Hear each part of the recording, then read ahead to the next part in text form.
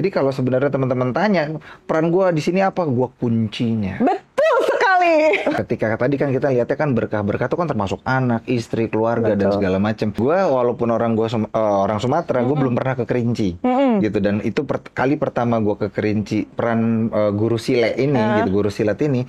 Ya sebenarnya bersama kesulitan tuh ada kemudahan. Cuman kita cukup sabar nggak ngejalaninnya. Film ini narasi baik sehingga gue nggak ngejelekin yang lain, tapi kalau film yang lain mau nonton juga silakan, tapi tonton juga film ini. Kenapa? Supaya industrinya kita lebih berkembang.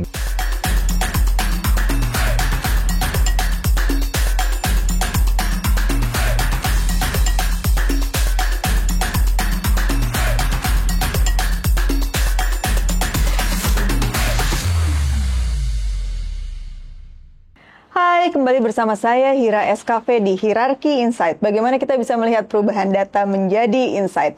Dan kali ini kita kedatangan tamu spesial, tamu yang akan jelas-jelas ada nanti di film Melukis Harapan di Langit India yang akan tayang di tanggal 12 Desember ini. Yaitu di sini ada Mas Mario Irwinsyah. Aduh, Mas Mario, thank you banget loh waktunya udah mau datang ke sini. Ini kan super sibuk ya Mas Mario. Iya, abis ini ya sibuk banget, mau nongkrong, mau main, mau nonton. Kan nggak ngajak-ngajak kan? Sibuk banget kan? Tapi luar biasa dong Mas Mario. Thank you banget loh udah mau menyempatkan meluangkan waktunya untuk datang ke sini. Masya Allah. Thank you. Mas Mario sekarang kegiatannya apa aja sih kalau boleh tahu? Ya itu sibuk banget, nongkrong, main, party. Kok enak ya hidupnya ya? Gue juga mau. Aku mau loh kayak gitu. Apain ya? Tapi bener ya, paling enak tuh adalah hidup yang seperti itu ya, nongkrong, gitu. chill. Tapi kalau misal ditanya tadi nongkrong apa ya, gue nongkrong sama komunitas gitu. Jadi kayak literally nongkrong, chill lah. Kita hari-hari banyakan ngobrol, tapi ya sekalian membangun komunitas juga gitu. Terus luar biasa nih. Dari situ akhirnya kita juga mulai bangun unit-unit bisnisnya. Kayak sekarang doain nih Ra, gue lagi perdana membangun PH juga. Asik, gitu. Alhamdulillah nanti kita collab ya sama Mas ya. Insyaallah, ya bener ya. Luar biasa. Gitu. Komunitas apa nih Mas, kalau boleh diceritain sedikit mungkin ke teman-teman Hirarki Insight di luar sana gitu kan. Siapa tahu mereka tertarik nih dengan komunitasnya Mas Mario gitu. Nah, komunitas namanya Terang Jakarta. Itu komunitas apa ya? Sebenarnya komunitas anak muda yang pengen ngobrol, terus pengen punya visi, pengen menjadi lebih baik gitu, pengen bermanfaat gitu. Nah, untuk kan ini kan generasi baru ya. Insya Allah, gitu kan. Maksudnya kan gini ya, sebenarnya lebih karena berkaca aja sih Ra. Dulu kan kita susah informasi ya gitu. Nah sekarang kan banjir informasi. Kita banjir banget informasi, tapi kadang-kadang kita nggak tahu mana informasi yang bisa dipilah atau enggak kan. Dan kita yang mana nih informasi yang mau kita ambil, ya nggak sih? Nah, kalau misalnya kita tanpa mentor, tanpa referensi, tanpa lingkungan, ekosistem, kita nggak bisa milah. Gitu kan. Betul. Kebanyakan orang tuh memilah tuh karena experience-nya dia. Tapi bener apa enggaknya kan kita nggak tahu. Betul. Itu benar menurut dia atau karena based on experience. Iya, gitu. Itu jadi benar karena itu pengalaman dia. Belum tentu itu bisa ke kita kan gitu. Maka jalan mana yang pasti benar? Kira-kira. Wah, gitu. luar biasa. Nama komunitasnya tadi Terang Berderang. Wes, Terang Jakarta. Oh, salah. itu harusnya slogan lampu. Jadi untuk teman-teman di luar sana kalau mau tahu tentang komunitasnya Mas Mario nih, Terang Jakarta, jangan salah lagi nih gue. Terang Jakarta, kalau mau tahu kemana nyari taunya tuh Mas Mario? Ya bisa nanti lihat aja di @terangjakarta Instagramnya. Di Instagramnya @terangjakarta, oke. Itu masuk aja lah tuh, ada semua yang insya Allah dibutuhkan. Gitu. Wah, luar biasa teman-teman, kalau mau tahu tentang komunitasnya Mas Mario silakan kepoin Instagramnya @terangjakarta. Terang Jakarta, bukan Terang Berderang, inget ya. Terus Mas Mario, karir Mas Mario sebagai seorang aktor ya, pemain peran ya. Yes. Mas Mario banyaknya di layar lebar berarti kan ya, selalu di layar lebar ya? Ya alhamdulillah lebih banyak fokus ke situ lah. Layar gitu. lebar. Itu dari tahun kapan Mas? Kalau boleh cerita Mas? Dari tahun 84. Iya, aku belum lahir. Dari tahun 84. Aslinya, Jadi, umur berapa waktu itu? 2 tahun. Jadi waktu itu gue nggak tahu nih nama-namanya, mungkin teman-teman nggak familiar, tapi pada saat itu gue pernah jadi anaknya almarhumah Marissa Haque gitu. Gue pernah jadi anaknya Itang Yunas. Gue pernah jadi banyak itu mamah-mamah. Dari umur 2 tahun. Yes. Apakah gitu. ini ambisi orang tua? Kalau dulu Saat sih itu? sebenarnya enggak, karena waktu itu sempat di breakin gitu. Jadi ketika gua Eptanas tuh, lihat masih Eptanas Pas SD. 2 tahun itu emang lu yang pengen atau orang tua iseng biasanya? Ya awal-awal kan emang diisengin lah karena misalnya ini kan almarhum bokap gua kan sutradara, terus lebih di TVRI lah gitu. Dia udah sampai ke pokoknya membangun karirnya di TVRI. Nyokap kan dulu juga pemain film Lost Man, mungkin yang tahu tuh mamah-mamahnya teman-teman yang nonton gitu kan. Nah gua jadi dari kecil cuma tahu itu gitu. Emang dunia lu di Iya, situ ya, gitu. oke. Nah, jadi kalau misalnya nyokap lagi di lokasi syuting atau di TVRI pada saat itu ya gue bongkar-bongkar ruang art gitu. Gue kan di art tuh di ruangan art tuh macam-macam kan propertinya, Banyak ada properti kasur, kan, ada apa. iya. Gue bikin syuting sendiri gitu. Tapi kameranya nggak ada, pura-pura aja gitu main-mainan gue Karena gitu. ngeliat kan selalu, Iya. jadi akhirnya contoh modeling ya. Iya, nah dari situ akhirnya gue terus mencari tahu, dengerin apa gini. Nah, ketika gue udah mulai ya ABG lah gitu, mulai balik, itu gue agak fokus ke musik karena apa? Dulu pernah Om Slamet Raharjo bilang, lu ngapain sih syuting gitu? Kenapa emang Om? Gitu. Dia bilang bapak lu tuh nggak pengen lu jadi pemain film. Terus jadinya apa? Coba lu lihat yang ditinggalin di rumah apa? Emang bener ya? Yang Gitar, iya, alat piano, musik semua. Bahkan pada saat Emang itu bokap emang pemusik juga? kan tadi bokap seneng musik, Oh. tapi dia kan ada di dunia di TVRI pada saat itu kan gitu. Jadi bokap tuh sama Om Slamet tuh kayak back to back. Yang satu Om Slamet di KFT dulu, Komite Film dan Televisi kalau nggak salah ya. Itu pokoknya semua orang yang ada di perfilman itu di industri harus ada di situ terdaftar. Dulu gitu di Indonesia. Oke. Nah nanti kayak TVRI tadi juga itu karena pegawai negeri kan, jadi dia lebih di TV. Nanti ada juga yang buat aktor, aktris gitu. Nggak bisa tuh kayak sekarang influencer tiba-tiba gitu, nggak bisa. Semua yang tampil di negara itu harus terdaftar di dalam Parvi situ. Oke, dulu. Parvi ya. Iya, kayak gitu-gitu. Nah, gue juga dulu Parvi, sehingga gue lumayan paham itulah. Selamat bilang, ngapain gitu, bokap lu tuh coba lihat ninggalin apa aja. Ninggalin, iya juga ya. Dulu zaman itu langka banget gitar 12 senar udah ada di rumah gue.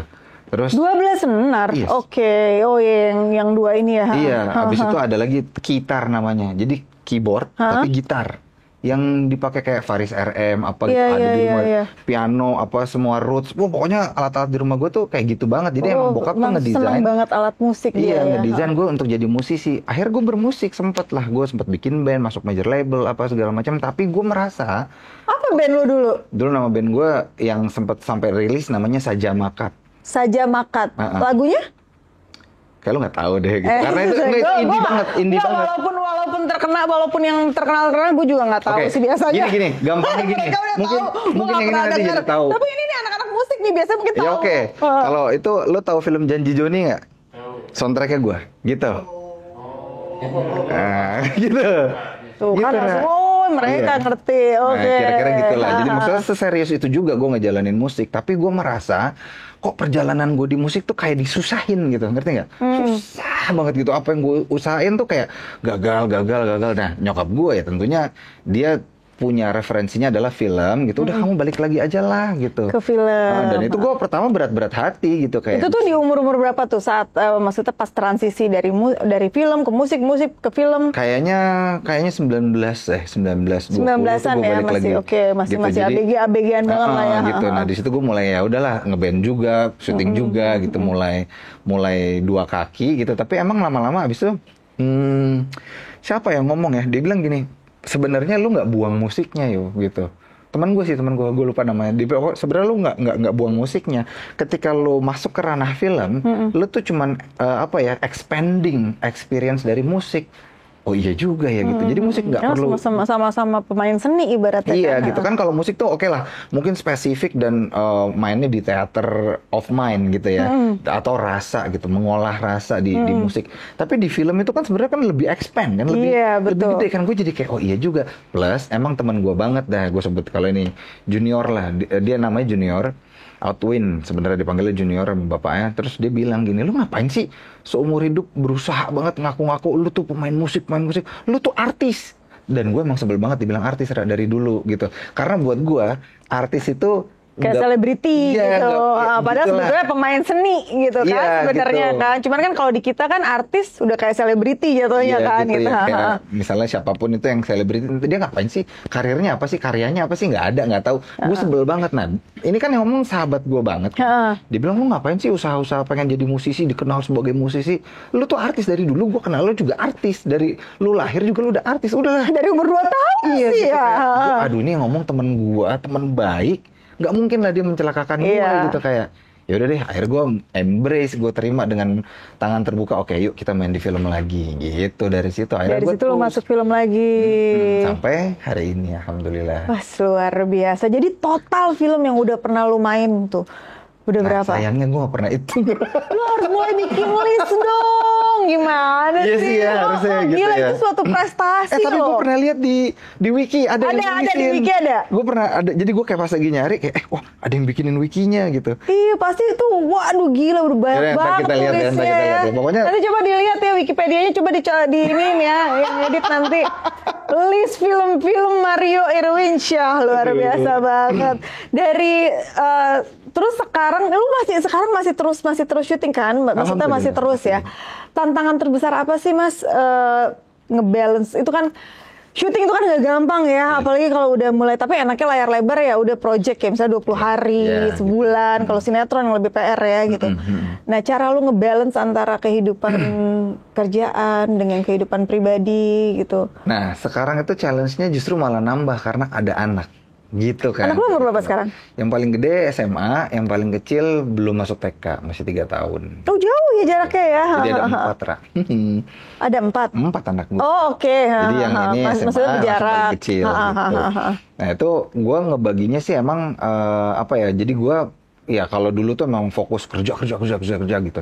Sampai akhirnya sekarang gue udah deal-dealan sama istri, gue bilang pokoknya oke, kita kerja itu bukan buat cari duit ya gitu. Karena kalau cari duit pasti kan kayaknya pengen sebanyak-banyaknya gitu. Kita cari berkah aja gitu. Kenapa? Gimana supaya emang kita tetap punya waktu untuk mendidik anak-anak gitu. Sebentar, itu bukan punya saya, tapi saya mute.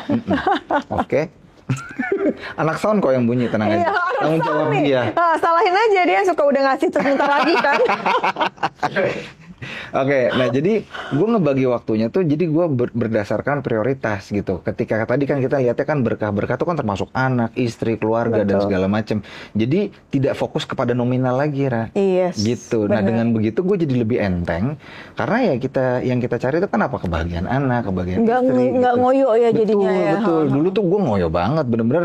Gue pernah dalam satu cycle hidup gue tuh 3 tahun, itu gue berangkat jam 7 pagi, pulang jam 2 malam. Jam 7 pagi berangkat lagi? Selama 3 tahun. Untung lo gak kena stroke. Makanya, gue itu... Berarti tidur kan cuma berapa jam iya, tuh? Gitu. Dan itu sekali-kalinya gue ngerjain series. Though seriesnya menurut gue bagus. Iya, menurut gue seriesnya bagus ya. Walaupun dia skripnya udah jadi duluan kan, kalau sekarang kita suka denger ya kalau di sinetron tuh naskah baru keluar hari ini. Gitu. Terakhir telah. Udah jadi. Dan itu pun alhamdulillah dulu mungkin kalau ada yang nonton dulu nama Kesempurnaan Cinta punya Net.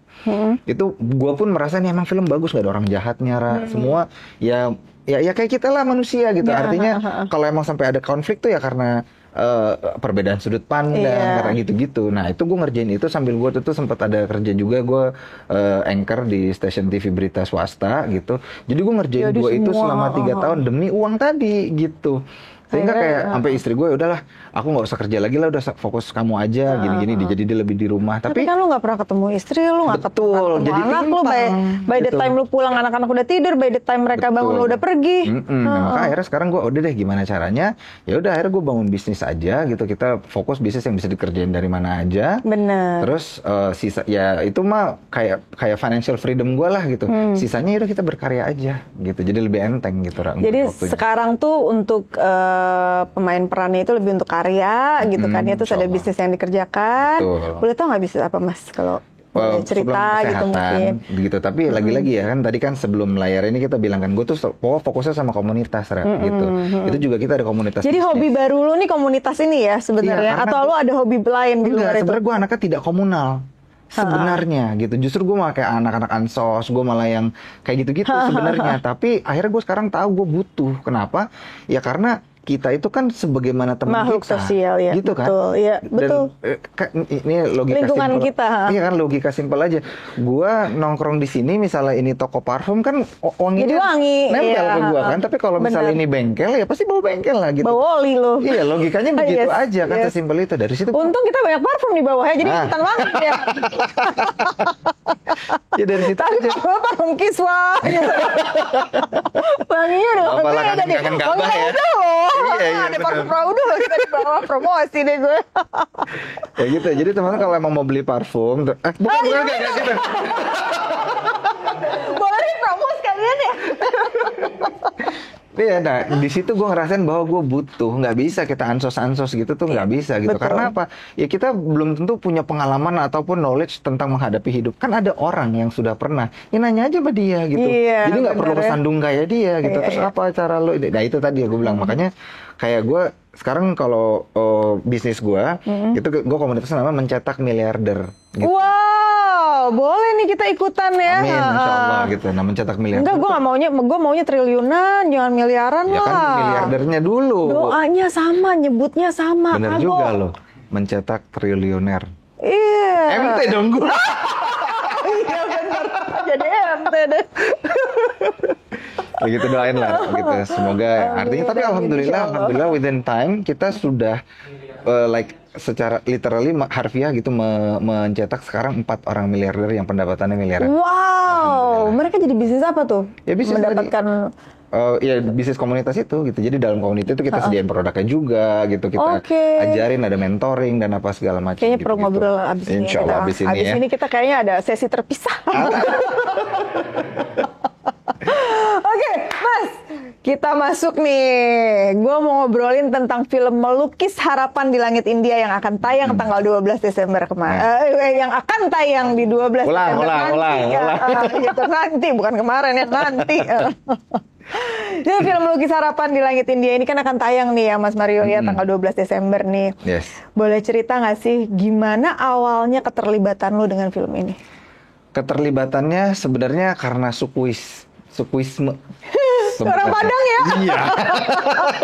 Keterlibatannya itu Jadi dulu. buat teman-teman nanti kayak yang belum tahu tentang Melukis Harapan di Langit India ini cerita banyaknya memang di Padang ya kita ya gitu. Jadi nanti teman-teman harus nonton, wajib banget nonton. Nah terus Mas, karena Mas Mario asli Padang aslinya. Gitu. Dan memang apa ya kan, gue nggak bermaksud untuk mendiskredit sama sekali gitu. Tapi kan emang kita melihat cerita dari apa ya kota atau kampung-kampung yang lain tuh banyak gitu. Tapi yang dari Sumatera ini nggak terlalu banyak gitu. Karena kalau Sumatera Batak lagi nggak apa-apa gitu. Tapi kalau dari kampung gue kok dikit ya gitu. Terus habis itu ada cerita ini pun juga ceritanya lucu. Memang Sumatera itu mabok India emang gitu. Emang bener ya? Gitu. Film India apa segala macam. Jadi kayak orang Sumatera. Jadi gue ini out sedikit ya. Gue pernah kemarin ke Singapura ke museum apa gitu di Sentosa. Terus kayak yang jaganya tuh bilang, oh dari mana Indonesia, oh mana gitu, aslinya mana, dia nanya, oh lu ngerti ya gitu, Sumatera, oh berarti lu seneng dong ke museum ini. Itu museumnya ada India museum banget, Mandarin, India dan Asia gitu. Jadi pokoknya Asia banget gitu. Nah gue tuh nggak terlalu ngerti India, dia bingung, kayak lu. Karena menurut dia orang Sumatera itu tergila-gila dengan India gitu ya. Gue tau lah beberapa gitu, oh ini Sarukan, ini gitu, tapi kok lo nggak kenal ini siapa, lo aneh, lo dari mana gitu ya, kayak gitu. Emang segimana sih, akhirnya gue cari tahu, ternyata oh iya emang Sumatera tuh ya itulah bahasanya mungkin mabok India mostly lah ya, tidak semuanya gitu. Nah dari situ akhirnya ada cerita ini, emang gue kayak wah boleh juga nih, pas ngomong sama produsernya gitu, bantuin ya, oke siap, dengan senang hati. Dan lucu kan ya gitu, itu kan kalau gue boleh spill dikit nggak sih? Boleh dong. Boleh. Itu kan jadi kan ceritanya ada seorang anak yang nggak punya pokoknya bapaknya nggak ada gitu. Terus habis itu selama dia mencari ya namanya anak gitu kan, anak perempuan, nyari bapaknya, sosok bapaknya siapa, dibilangnya Amitabh Bachchan. Gitu. Jadi kayak wah, ini ngerti nggak? Itu semua lewat di kepala gue, lucu nih gitu kayak. Dan akhirnya ya memang ya perjalanan filmnya kan tentang itu ya, si anak ini mencari ayahnya itu. Gitu tapi itu benang merahnya. Sementara di antaranya itu banyak pesan-pesan, banyak cerita-cerita yang salah satu contohnya adalah dari peran gue. Gitu. Nah peran lo di sini kan sebagai guru silat nih ya, Mas. Aslinya lo bisa silat beneran? gue ikut silat Kumango memang Oh, gitu. emang Tapi ada gue tidak itu fokus kan. silat Padang. Beneran Oh, iya? silat sekampung itu, dan itu yang dipakai sama Iko di The Raid itu silat kampung gue. Oh, oke. Gitu. Jadi memang kalau ngomongin silat gitu, emang setahu gue mungkin ya ada kota-kota yang lain ya, salah satunya yang kampung gue itu yang cukup dijagokan gitulah. Memang beda-beda ya tiap daerah tuh mereka punya ini sendiri Kan ya, Jawa silat Barat yang punya beda-beda. juga, ini juga Betul. gitu. Nah itu pokoknya silat-silat ini nih memang sesuatu, dan kan kalau gue nggak salah MMA ya bro ya, atau apa sih gitu, pokoknya MMA ya, MMA itu nggak boleh pakai silat karena mematikan, Ra. Oh, Segitu. silat itu sangat Iya. mematikan. Kalau gue nggak salah ya, coba nanti tolong di cross check lagi ya. Setahu gue gitu. Jadi, wah ini punya Indonesia gitu. Iya. Kenapa nggak kita Seharusnya lestarikan? dilestarikan Gitu. banget ya. Dan memang kalau lo ketemu sama anak-anak silat, mereka tuh penuh dengan petuah. Jadi hikmahnya Tidak hanya sekedar olahraga fisik, Betul. tapi ada filosofinya ya, Betul, filosofinya iya. yang sangat dalam ya Iya, kalau silat gitu. itu ya. Jadi memang secara karakter ya, kalau dia guru silat dan dia memberikan nasihat itu make sense banget, dan nasihatnya Dan memang itu yang terjadi ya dalam film Betul. ini ya. Iya gitu, dan emang nasihatnya, jadi kalau sebenarnya teman-teman tanya peran gua di sini apa, gua kuncinya. Betul sekali. Dia juru kuncinya sebenarnya. Jadi kalau mau tahu, tungguin aja sampai scene-nya Mas Mario nih. Jadi gue walaupun scene gue misalnya cuma dari 100 scene, gue nggak nyampe 100, tapi gue kunci. Bener banget emang. Udah segitu aja teasernya, pokoknya terus nonton, insya Allah seru kok gitu, dan banyak pesan-pesan yang memang bisa diambil hikmahnya lah gitu. Tuh. Mas, waktu itu ingat nggak pada lokasi syuting? Menurut lu gimana nih pendapat lu tentang lokasi syuting yang luar biasa itu? Ini juga seru nih. Gue walaupun orang Sumatera, gue belum pernah ke Kerinci, gitu. Dan itu kali pertama gue ke Kerinci. Ya ampun, bener. Gue pernah diceritain sama sama temen gue gitu ya. Dia yang teman-teman bisnis lah gitu ya. Terus dia nanya sama, jadi teman gue bertanya sama teman gue yang lain. Dia bilang gini, lo aslinya mana sih gitu? Lo, gue Sumatera Barat gitu. Lo kenapa tinggal di Jakarta sih gitu? Kampung lo tuh bagus banget. Jadi teman gue ini bukan orang Sumatera, yang pernah ke Sumatera Barat. Terus dia lihat kayak, keren banget kampung lo ngapain di sini? Nah, gue pernah lah gitu ke sana kemari gitu, tapi gue belum pernah ke Kerinci. Di situ gue paham bahwa ternyata ya ampun, kayak apa ya? Gue ngerti sekarang kenapa dulu siapa dia namanya?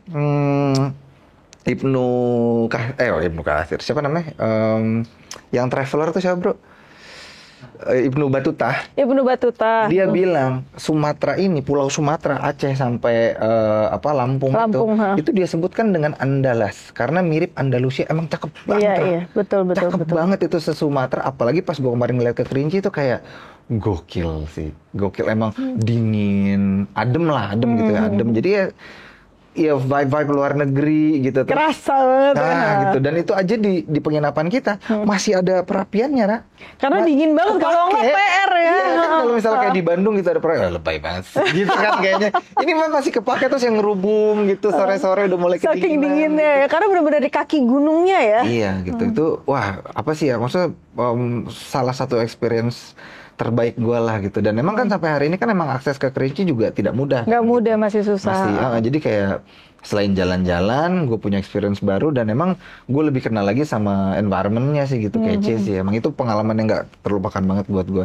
Makanya ketika ini dinaikin Kerinci ya, nambahin ini dong, exposure ke Kerinci, sehingga kalau anak-anak gunung ke sana biasa. Betul. Tapi yang lain, yang turis belum tentu. Tahu. Iya. Gitu. Jadi teman-teman Hirarki Insight itu jangan lupa nonton Melukis Harapan di Langit India untuk melihat betapa indahnya Kerinci. Gitu. Terus Mas, ada pesan tertentu nggak yang ingin disampaikan dari film ini nih gitu ya ke teman-teman Hirarki Insight di luar sana? Apa kira-kiranya pesan dari film Melukis Harapan di Langit India ini sendiri? Kalau secara general, nanti biar aja peran utamanya yang cerita ya. Tapi secara peran gue aja boleh ya? Peran lo boleh banget. Oke, secara peran gue itu persis banget kata-katanya tuh cocoknya gini. Kan selama ini kita sering dengar di balik kesulitan atau setelah kesulitan akan ada kemudahan. Enggak. Bersama kesulitan bersama kesulitan. Ya, gitu. Itu benar-benar gitu. Di si peran guru silat ini, guru silat ini, ya sebenarnya bersama kesulitan tuh ada kemudahan. Cuman kita cukup sabar nggak ngejalaninnya, atau kita cukup melihat nggak gitu, aware nggak sama situasinya bahwa sebenarnya ya udah kesulitannya Bismillahirrahmanirrahim gue menasihati diri gue sendiri gitu ya. Kan kita semua pasti punya kesulitan kan, tapi ngejalaninnya itu kita cukup teliti nggak, cukup sabar nggak, cukup pasrah nggak. Karena apa? At the end ya memang dibuka juga kok pintunya gitu. Coba deh kita berkaca sama semua masalah kita, lewat juga kok. Iya, gitu betul. kan. Tapi pas ngejalaninnya emang Berat. kayak pengen jambak kepala ya gitu. Nah itu peran gue tuh di situ banget. Jadi membuat pemeran utamanya tuh kayak switch bahwa oh ada jalan keluarnya. Maka tadi gue bilang kunci. Tapi gue segitu aja. Tapi gue suka banget loh sama peran lo di film ini asli. Nah, Gue suka banget sama peran si guru silat ini, menurut gue, aduh gila wise banget nih sebenarnya. Padahal waktu itu ya. Padahal itu berapa tahun yang lalu ya? Iya lumayan tuh gitu experience-nya. Wah. Aduh. Tapi bener-bener gue suka banget sama peran lo di sini. Menurut gue wise banget lah. Keren, Amin, keren. Ya semoga memang bisa. itu juru kuncinya nih. Iya, semoga bismillah. Aduh Mas Mario, thank you banget, Sama-sama, thank you Ra. banget. Tapi terakhir nih ya pertanyaannya, apa harapan Mas Mario untuk teman-teman di luar sana tentang Melukis Harapan di Langit India pada saat film ini tayang? Kira-kira gimana? Tentu ya tapi gue nggak mau jawaban gue sama kayak yang template gitu. Gue mau bilang gini teman-teman, hari ini di bioskop kita alhamdulillah film-film Indonesia sehat gitu. Tapi tolong bantu film ini karena apa? Ini narasi baik. Film ini narasi baik sehingga gue nggak ngejelekin yang lain, tapi kalau film yang lain mau nonton juga silakan, tapi tonton juga film ini. Kenapa? Supaya industrinya kita lebih berkembang. Jadi banyak varian-varian dengan genre-genre berbeda sehingga film Indonesia ya bisa mungkin insya Allah ngalahin Hollywood gitu. It's about time anyway. Gitu sih kalau gue. Jadi ya tonton Amin. bersama dengan tonton film Indonesia yang lain. Jadi kalau misalnya mulai jenuh dengan horor, kita ada film drama Melukis Harapan di Langit India yang akan tayang tanggal 12 Desember nanti. Jangan lupa nonton. Mas Mario, thank you banget Kembali. udah datang ke Hierarki Insight. Terima Sama-sama. kasih banget. Aku senang banget udah bisa ngobrol tentang Mas Mario, tentang Melukis Harapan di Langit India. Dan sekali lagi teman-teman, jangan lupa nonton Melukis Harapan di Langit India tanggal 12 Desember di bioskop-bioskop kesayangan Anda. Sampai jumpa di Hierarki Insight berikutnya.